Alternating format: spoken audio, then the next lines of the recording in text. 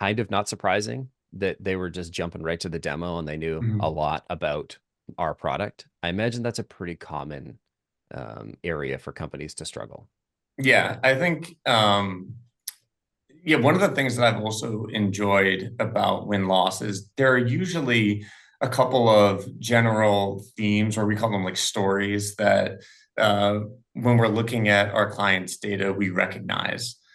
And so you kind of are able to recognize patterns and say, okay, I've seen this before with this company. Now I'm seeing it again. Now I'm able to really help my client based on what I've seen before. But even within those kind of general frameworks or storylines, there's a lot of really specific and kind of unique details that are really important for the client itself. Like we just talked about being customer centric. That's a general framework that a lot of times we'll see.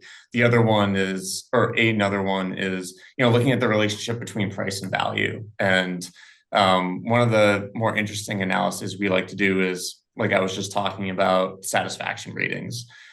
Looking at satisfaction ratings for our clients' price point versus to their expected value that they're going to bring an organization.